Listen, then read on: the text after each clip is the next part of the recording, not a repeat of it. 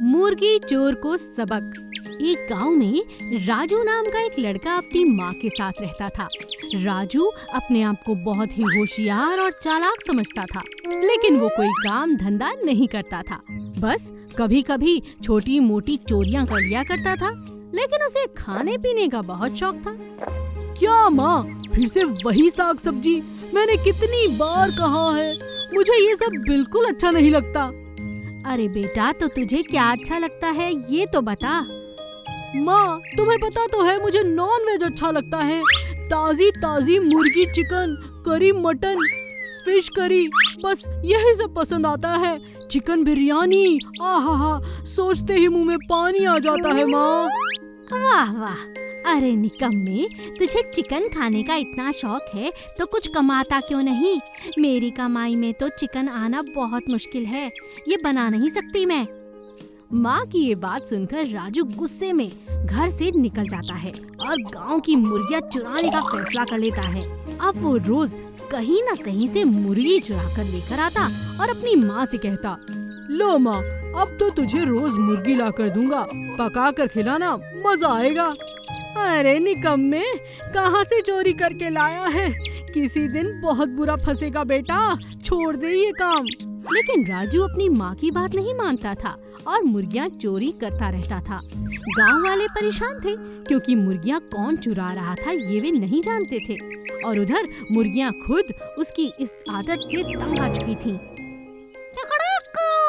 इस राजू के बच्चे ने हमारा जीना हराम कर दिया है।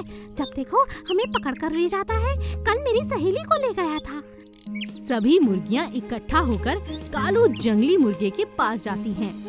कालू जंगली मुर्गा और उसके साथी बहुत ही तेज तर्रार थे और किसी से भी नहीं डरते थे और सबको अपनी चोंच से मार मार कर भगा दिया करते थे। कालू उन सब की बात सुनकर कहता है, ककड़ों, तुम फिक्र मत करो, जब राजू आएगा तो तुम चुपचाप छुप जाना, हम लोग उसे देख लेंगे। जब राजू मुर्गी चुराने आता है तो कालू मुर्गे को देखकर खुश हो जाता है। अरे वाह, इतना बड़ा मुर्गा! लेकिन जैसे ही राजू कालू को पकड़ने के लिए आगे बढ़ता है, कालू और उसके साथी राजू पर हमला कर देते हैं। पकड़ो, अच्छा नहीं पकड़ेगा, आज पकड़ कर दिखा, पकड़ पकड़ पकड़। राजू वहाँ से भागकर बचना चाहता है, लेकिन मुर्गे उसका पीछा लगातार करते रहते हैं। गांव के बीचों बीच राजू बचाओ बचाओ कहकर चिल्लाने लगता है। गांव के सभी लोग इकट्ठा हो जाते हैं और समझ जाते हैं कि मुर्गी चोर और कोई नहीं, अपना राजू ही है, और सभी उसकी खूब पिटाई करते हैं। राजू अपनी गलती मानता है और एक कसम खाता है कि वो दोबारा कभी चोरी नहीं करेगा और अपनी मेहनत मजदूरी करके ही जो भी मिलेगा उसे खाएगा। और उधर सभी मुर्गियाँ कालू मुर्गे और उनके साथियों को धन्यवाद करती हैं और कालू मुर्गा बड़े ही शान से अपने साथियों के साथ जंगल वापस चला जाता है। रंगपुर नाम के गांव में एक लड़की रहा करती थी जिसका नाम था सीता। वो रोज अपनी दोस्त सुमन के साथ नदी पे जाती और वहाँ तैरती और खूब बातें करती। एक दिन नदी से घर वापस लौटते वक्त उन्हें नदी के किनारे एक घायल मगरमच्छ दिखा। बेचारा मगरमच्छ, चल सुमन, इसकी मदद करते हैं। सुमन कहती है, अरे नहीं नहीं, अगर हम इसकी मदद करने लग गए तो हमें बहुत देर हो जाएगी, और कहीं से हमें मार डाला तो? पर सुमन ने सीता की एक ना सुनी और अपने घर चली गई। बिना रुके सीता मगरमच्छ के पास गई और उसके घाव पर पट्टी करने लगी। धन्यवाद, बहुत बहुत धन्यवाद। सीता मगरमच्छ को बोलता देखकर हैरान रह जाती है। मैं असल में एक इंसान हूँ, लेकिन एक बाबा के श्राप के कारण मैं पूरा दिन मगरमच्छ के रूप में रहता हूँ। सीता को मगरमच्छ पर दया आ जाती है। वो उसे अपनी झोपड़ी में ले आती है। तुम यहाँ रह सकते हो, ये झोपड़ी कई सालों से खाली है। सीता मगरमच्छ का बहुत अच्छे से ख्याल रखती है और रात होने पर जब मगरमच्छ अपने इंसान के रूप में आ जाता है तो उसे खाना खिलाती है। तुम जानती नहीं तुमने मेरी कितनी मदद की है। क्या तुम मुझसे शादी करोगी?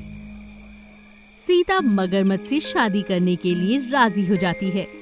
उसके पिता ने भी शादी के लिए अपनी मंजूरी दे दी। सीता और मगरमच्छ खुशी खुशी रहते हैं और नदी से मछली पकड़कर पैसे कमाते हैं। सुमन सीता को खुश देखकर जलने लगती है। ओह, काश मैं उस दिन इस मगरमच्छ की मदद कर देती, तब तो मेरी भी शादी इस खूबसूरत मगरमच्छ से हो जाती। सुमन को एक तरकीब सूझती है। वो बूढ़े बाबा को ढूंढने लगती है जिन्होंने मगरमच्छ को श्राप दिया था। बाबा के मिलने पर सुमन ने उन्हें सीता को एक चूहा बनाने के लिए कहा। बाबा ने ऐसा करने से साफ इनकार कर दिया, सुमन को भगा दिया। सुमन इससे बहुत नाराज हुई और एक दिन चुपके से बाबा की जादुई छड़ी चुरा ली। अब तो सीता को मैं खुद चूहा बना दूंगी। सुमन सीता के पास गई और जादुई छड़ी उसकी ओर की, लेकिन जादू का असर उल्टा हुआ। सुमन खुद ही चूहा बन गई। नहीं नहीं, ये क्या हो गया मेरे साथ? ओह नहीं! बाबा भी वहाँ पहुँच जाते हैं। पकड़ में आ गई तुम। मेरी छड़ी को मेरे अलावा कोई इस्तेमाल नहीं कर सकता। अंजाम देख लिया ना। सुमन को उसके लालच की सजा मिल गई। सीता अब खुशी खुशी अपने पति के साथ रहने लगती है। एक सफेद रंग का कबूतर जो बहुत ही सुंदर था, गांव के एक लाला ने उसे अपने पिंजरे में बंद करके रखा हुआ था। कबूतर के 4 अंडे थे। बहुत जल्द उनके बच्चे होने वाले थे। कौवे को कबूतर बहुत प्यारा लगता था, इसीलिए अक्सर कौवा उसके पास आकर बातें करने लगता था। कैसे हो भाई? पिंजरे के अंदर जिंदगी कैसी चल रही है?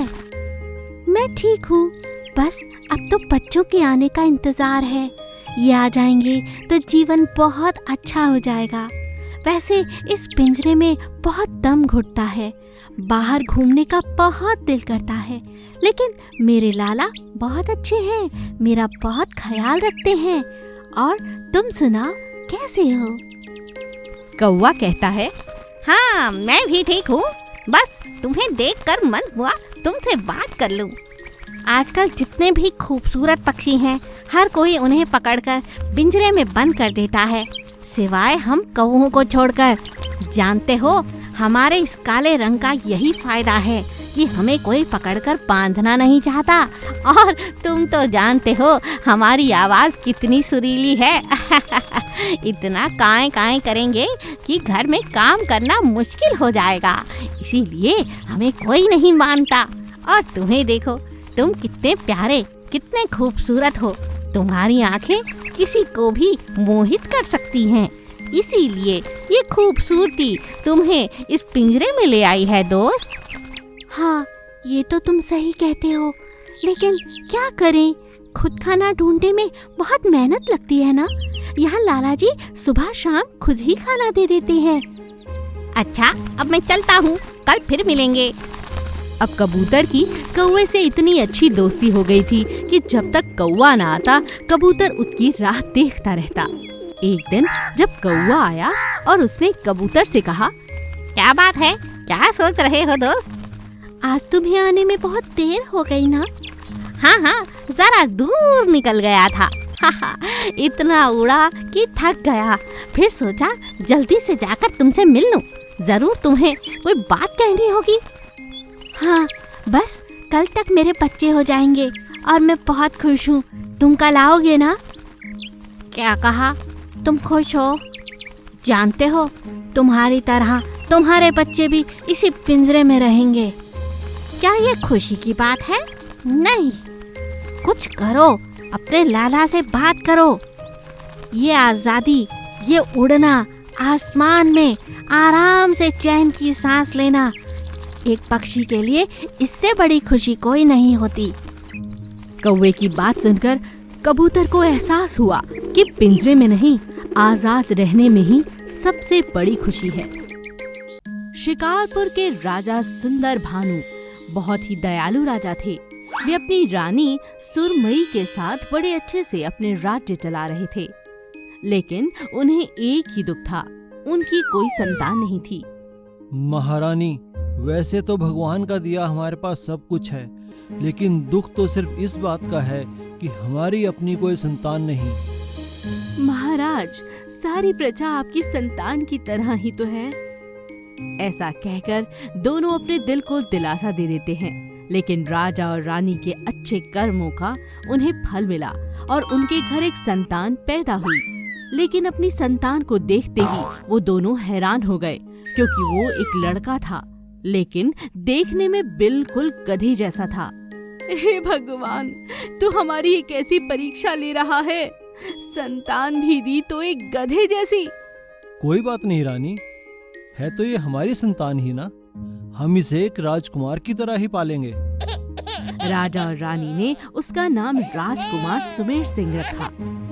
सुमेर था इंसानों की तरह, लेकिन उसका चेहरा गधे की तरह था।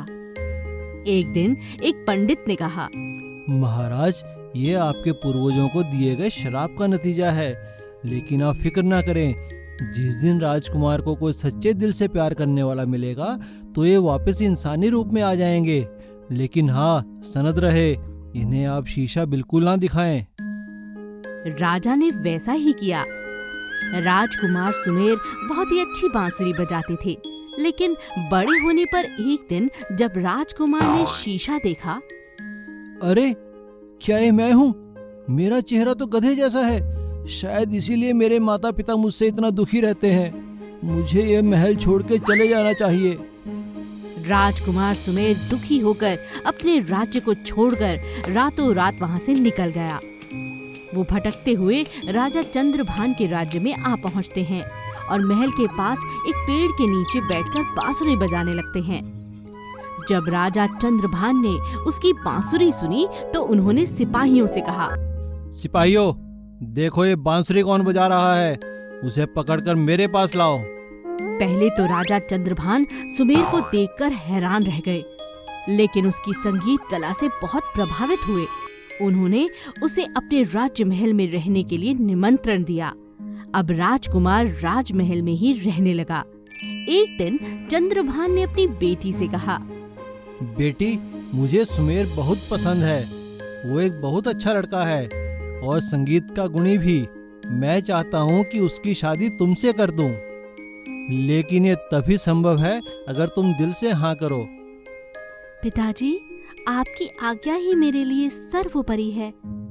शादी के समय जैसे ही राजकुमारी चंद्रप्रिया ने सुमेर सिंह को माला पहनाई तो वहाँ सभी लोग यह देखकर हैरान रह गए। सुमेर सिंह एक खूबसूरत इंसानी राजकुमार में बदल चुका था। यह खबर सुन राजा सूरजभान और उनकी रानी सुरमई बहुत खुश हुए। सुमेर सिंह और चंद्रप्रिया खुशी खुशी राजमहल में आकर वापस रहने लगे।